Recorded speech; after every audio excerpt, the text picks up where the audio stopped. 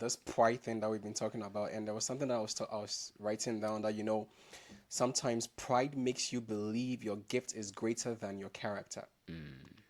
Sometimes pride makes you believe your gift is greater than your character. And we see this clearly between Korah, Dathan, and Abiram when they had to challenge Moses because they felt that they were also gifted. They felt that, oh, they also qualify to do these things, so they want to be like challenge him, and then let's break away and all that. I mean, so these a lot of younger ministers that are coming up now, a lot of young people in the ministry now that are forcing themselves to start something. Okay. Because I'm so proud that I feel that my gift is like when we're talking about the prophetic gift, I can see small, I can prophesy small. So, and sometimes people even assume that I can even prophesy more than my father, who is even the prophet. So I'm better than you already. So I see more than you see. So that is a grounds for me to start my own church, because maybe he sees his pastor's church as a prophetic church. So it's like, well, I can also prophesy. I'm a son of the prophet. I'm a son of the prophet. Daughter of the prophet. Daughter of the prophet. I should also become prophet. I should also become daughter a prophet. of the apostle. Yeah. It's an apostolic mantle. Yeah. I've caught it. Yeah. I'm going to run with it. Look, my understanding here is that if I am called to be a teacher and I'm raising you, yeah, one of the things you can catch from me is that because I teach or I'm teaching you well, you can understand teaching. So that if you are called to be a pastor, because teaching is a tool all the offices use, and every believer, regardless of which area God is calling you into, you still use teaching. Because when the Great Commission mandate was given, it said, go ye therefore and teaching them. So teaching is primary to every one of us. We should all be able to teach at a certain point in our life or in our Christian journey.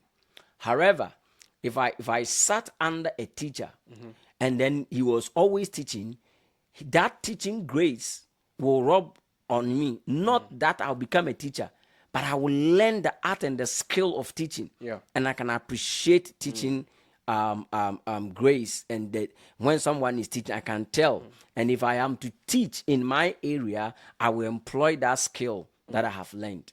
If I sat under an apostle, I would definitely pick up some things, some trait, some skill set that he has been using. If I sat under a prophet, because I've been under that prophet, definitely getting in line with him, there will be days where my operations will look like it.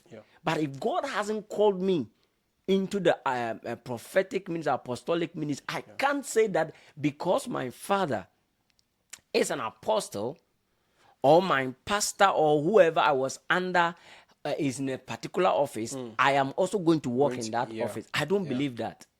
In some would say that in the Old Testament, Elijah and Elisha, they had, and that's what the school of the prophet. Remember, in those days, the call would be upon just a man. So when Elijah came, he casted the cloak on Elisha. And then Elisha stopped what he was doing. Then he followed him. So if they were a school of the prophet, then why didn't Elijah bring up one of the students? Because here we don't see Elisha as one of the students of Elijah. But he met the guy and casted the cloak on him. We don't know whether if God told him to look for that guy and give it to him. So it means that it's still a calling. Then Elisha, when Elijah was going to go, he said that Elisha was following him. Hardly. Why? Because the guy was doing something and they casted the cloak on him. And he stopped everything he was doing. That's when he said, let me go and settle my family and my cattle, make sure that I am. So it was more like handing over everything so he can come with focus. This guy, it caused him to follow him. And he didn't just get up and follow him. The guy appointed him, like there was a sign for him to follow. And that's why he followed. When Elisha was going, some of the prophets, he's his prophet, he doesn't know his master is going, his master. So how were they seeing Elijah before they were saying that his master? He walked closely with him. And he said that when you are going, and remember at this time, God was moving him from the face and he was bringing another person. So when Elijah was out of space, we saw Elisha in there, and we didn't see any other prophet at that point in time. It was only Elisha who was at work. Yeah. But in our day, he has given some, not all. Yeah. It's still given. So you can't now tell me that if it is not given to you, have it. Yeah. Yeah. I don't know if I'm I get making it. a I get point. it. I get it. So if you are not given, the president is appointing his ministers. It's by appointment. So you can't sit down and say that the minister he appointed, you are so close to him that before he leaves office, you are also going to start your own. No, it doesn't happen that way. Yeah, yeah. This one, it comes by appointment. If you have not been appointed, you are not. Yeah. This is what we should understand. But today, we have many people who have started churches and they are calling themselves apostles, calling themselves prophets, calling themselves pastors, teachers, evangelists. Yet, God didn't call them. You see what I'm saying? God didn't call. So the foundation for that church and that ministry is faulty. It's faulty. It's wrong. It's wrong. And it's not that they serving God is not good, but choosing to serve God in an office He has not called them to. Big question mark. So Very just, wrong. just to emphasize what you're talking about, it looks like a lot of people now are mistaking influence for assignment because now they are linked or attached to a certain man of God that is very popular, maybe doing so well in ministry. It's well known. People are saying this man is doing so well. An example, for instance, people can say Apostle Selman is doing so well. People can say Apostle Arume Osai is doing so well. Now you find some young people that are around them right now. They know that man of God has influence. They know that. So now they might come out and say, oh, well, I am a son of Apostle Selman. I am a son of Apostle, Arume Osai and all other apostles that maybe are doing well in the ministry. Their ministry is doing well. Now, these younger people haven't probably gone through the process. They've not gone through that purity. They've not gone through that training. But then they just want to break away and then have the results that these men of God are having. And we see a similar instance when you were talking about Elijah, how Elisha had to follow hardly. But then we see that with Gehazi or Gehazi, he didn't want to follow. He didn't even have the spirit of Elisha. He didn't have that integrity that Elisha had. He didn't want to go through that process of taking his time to understudy, to learn, to be built before he is released to go into ministry. He assumes that as long as he's with the prophet, as long as he's tagging along, as long as he's working with the prophet and he's there, he can use Elisha's influence to build his own ministry. He can use Elisha's influence to gain the things that he wants to gain. And those are the things that we are seeing now. Oh, this is my father. Oh, I've been around this man of God. Oh, I've been around that. That doesn't mean that you also have that same assignment that that man of God has. It doesn't mean that you should go start a ministry and try to replicate what that man of God's assignment is. Okay. It is not a license that because I'm tied to you and you are doing so great in ministry, I should also break away in the name of your influence and then go start something for myself, hoping that I'll also excel, I'll also do well. And you might end up destroying people's life, deceiving them, trying to forcefully gain the results that your quote-unquote father is gaining because of you think you can use his influence for your assignment. So I feel like the we use certain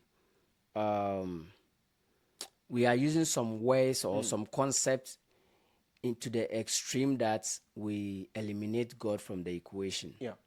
So for example, are you a son of so and so, or you are a son of God? Yeah. Because if you want to pattern or you want to be a son of so and so, Right. and for that matter, you want to do things like he's doing it or copying his ministry exactly like fulfilling the type of calling he has, then what will happen if you had become the son of God? then God will give you his assignment. That's right. So now we are not working in the assignment of God for us. We are working in assignment of some men of God we call our fathers. Our fathers, yeah. And most people, they don't sit and learn. Yeah. We watch so we can run and do the same thing. Same thing, yeah. You see, when you say, my father, my this, my then, we'll pick Elijah and Elisha. Yeah. You see, but now Jesus Christ came and introduced God to us and said, your father and my father. So now God is our father.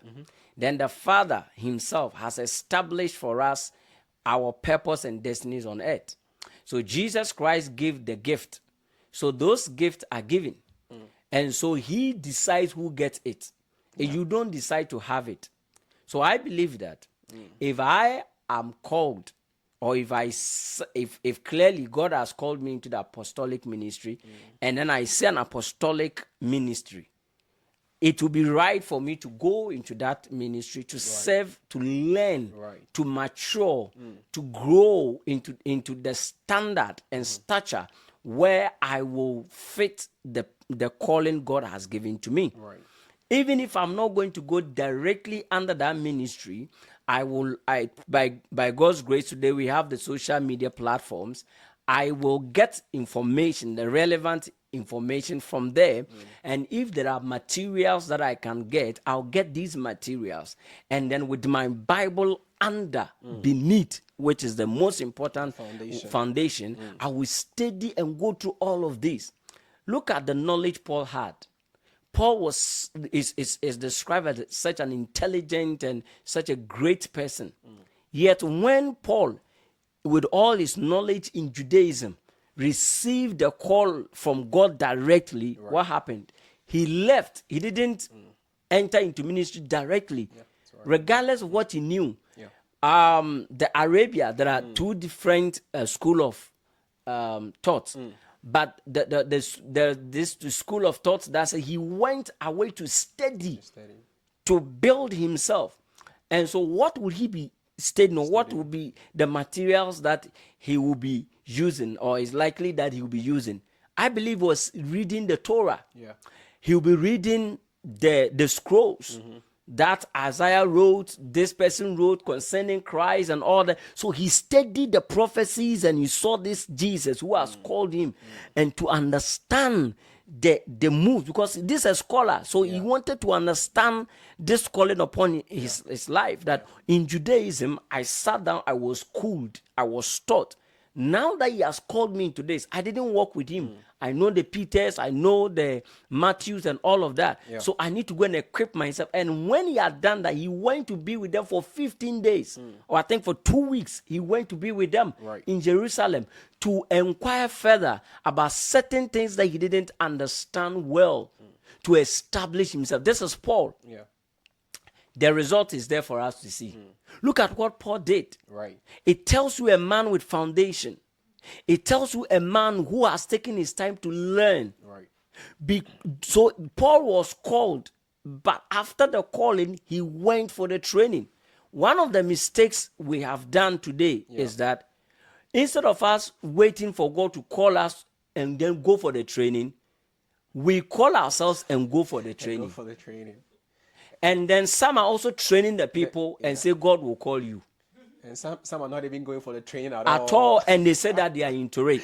So you see that thing. So now, for somebody to just go to Bible school, which is good to get a training, he has gone, he has been trained well. But the point that he was not called in the first place, he called himself. Right. When a person like this starts ministry, it's dangerous. Because he doesn't have passion. His heart is not connected to the ministry he's in. His heart is not for the people. So one day, if he sees something that resonates well with him, he can leave the church. If it doesn't work, that is it. Yeah. His life doesn't depend on. If your life is dependent on, if it's your call, if your purpose, it means that this is what you are here to do. Yeah. So even if you leave it, you will come back to it. But the point is that today, even though people are called, those who are called, they don't look for a place to learn to study, to build themselves. And there are those who by association, they think they too, they are sons of the prophet, sons of the apostle, daughters of whatever. And so they too, they are going to go into ministry. So when they enter into ministry, it's all about what they saw, the manifestation, not the foundation that built them. They just move in there and they are moving. And this is causing serious problems today. So people will sit and say, hey, the church, there's so much confusion in the church. This person is doing this, that person is doing that. There's no confusion. People are confused. Our God is not a God of confusion. So, yeah, it's very difficult because I think from a lot of the things that you were sharing, right, makes us to understand that the place for training, training is so huge. Yeah. The place for learning, the place for study is so important. And you did mention about Paul. We have a lot of people that are consistently quoting the Apostle Paul. Every quotation, oh, the Apostle Paul said this in the book of Corinthians, oh, the Apostle Paul this. But they forget to study how the Apostle Paul got to that point. You know, so if you take a step back and you decide to ask yourself, how did such a man had so much great revelation from the Lord? The man took time to stay away. The man took time to study. The man took time to go for training. You know, but a lot of us these days, everybody wants to be in the limelight, what they call to be a limelight. We quickly want to be on the pulpit. We quickly want to start our own ministry. We quickly want to go break our way, you know, so others can see us too. But we are breaking our way, as you did mention, with no foundational truth. So when something shakes, we will have to concord something so that we can be able to give the people something. Yeah. But we don't have the actual truth. Okay. But if we will take our time, especially if, as you did mention, if it's your calling, if it's your purpose, if God has really, really given you this assignment, then you will go to every length to seek for what can make you successful in that assignment. And if that takes for you to study, if that takes for you to go stay under a certain ministry and learn and practice and know the ways to, it's pretty much like a lot of different professions that we have today. If someone wants to be a doctor, they have to go to medical school. You have other medical doctors that will start training you, will start teaching you. You don't just wake up and then by osmosis you are a doctor because you dreamt about it and then today you are a doctor. Yeah. Said, oh, I want to be a lawyer. I slept yesterday and the angel of the Lord came to me. He placed his hands upon my head. Come on I now. woke up today. I'm a lawyer. So you take your bag, you go into, if you're in Ghana, you go into the high court, you say, today I'm here to represent, you know, I think I don't want to mention the person who's having issues today in Ghana. He needs a lawyer, you know what I mean? You can't just walk into the courtroom like that. People ask you, where are your Or credentials? you will land in the prison. You see, where are your credentials? But people assume that our credential is just the gift God has given to us. Yeah. People assume that our credential is that I am anointed. So instead of us going for proper study, going for proper learning, and we are seeing some of these, like recently we had a so-called man of God in Africa asking his church members to come out of the church auditorium and then go and eat grass. Yeah. You see, so people will be doing these things because he doesn't have any foundational truth. If you have a foundational truth in Christ, the authority Christ has given to us, we are sons and daughters of the kingdom. You will not pull people and tell them to go and eat grass because they are sheep. Like what kind of concepts are people propagating? Why? Because such a person had probably not gone for proper training. He's not sat under any leadership to learn and build himself up before he goes out there to start his own ministry. So at the end of the day, who is going to be the one that is going to probably look out and say, hey, you can't start a ministry. You can't do what you are doing. You know, these, and that is why we have a lot of these breakaway churches. People are just starting things out. There is no regulation. You know, and sometimes it makes it hard because even as a Christian, now you are being forced to be like, you know what? We need some form of regulations around people starting churches. Not because we don't believe that God has given people gifts, not because we don't believe that God has given people assignment to fulfill here on earth. No, but we are seeing the abuse of these things and it's destroying people's lives. And it's destroying people's lives. I don't know if you want to say anything about this point before we go on to the next one. Yeah, Yeah. I'm actually thinking. I mean, because each point we are discussing is huge, Yeah. and you mentioned something like destroying people's life. That I don't know. I don't have. I'm not finding the right ways to explain what's Right. on my mind Right. now. When you are telling people about these ministries um, that are coming up Yeah. like this, people feel like, why are you attacking people and all that? For me, if someone says he's called to be an apostle, a prophet, or whatever, and he's Right. not, me, I wouldn't have any problem. You say you are a plumber and you are not a plumber. When you get to the person's house and you go and break something, you will pay. Yeah. So that one, Yeah. you'll be faced there. Yeah. If you call yourself a doctor, you get in there and you are not able to prescribe any medicine, they will come for you. You get a point. And because the people you are going to serve, they care about their lives, if I'm going to pay you, I want to be sure that you are doing the right thing. right thing, you're right. If I came and I wanted you to treat me of my sickness or something, I will be sure that you are giving the right medicine. Yeah. If you say you are a doctor and you are not, I mean, I don't have any problem. When they get you, you will go. Yeah. But the problem with the church is that when people say when I say I'm called, Right. and then I start a thing, and I'm moving on, the problem is not about me destroying myself. So my problem now with ministries coming up anyhow, it's not about they starting ministry or say I'm a pastor. No, I don't have problem.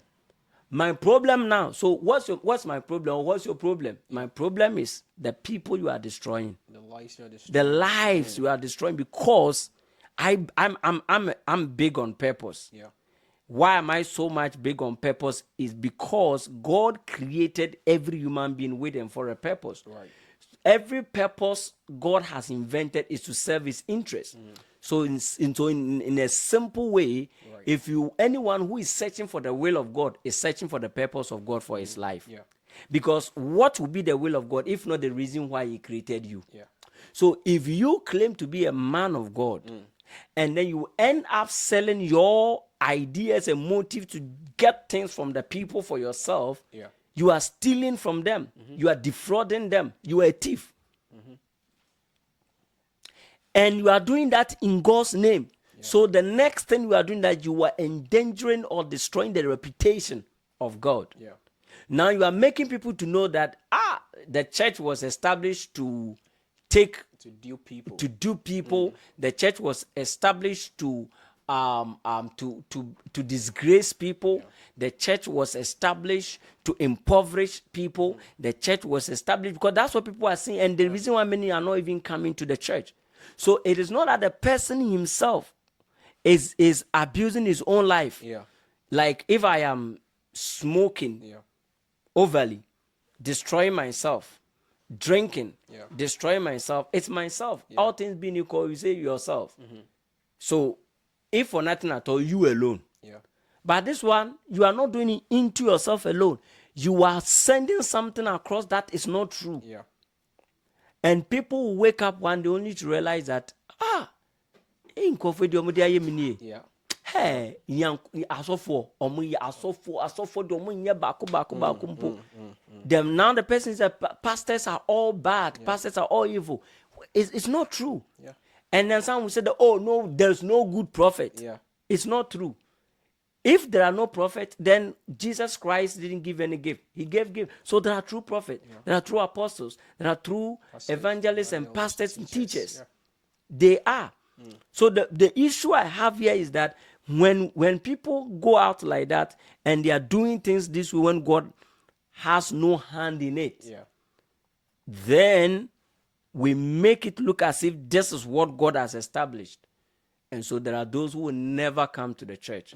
There are those who will never accept the faith. And then when someone says that God has called him then into these offices, Yeah. or God calls one in that office, sometimes the person says, no, this one I won't go. And so there are people who are called genuinely, but when they look at the way things have been done, they said no. No, this one I won't do. Like they don't see that this is not a noble work to Yeah. do, or not like just beyond it being a noble work. So, a work that will be destroying people's life. No. I'm not going to go into it. All because people went Yeah. with wrong motives, and Yeah. as a result, they've destroyed the whole thing. Man, this is great. This is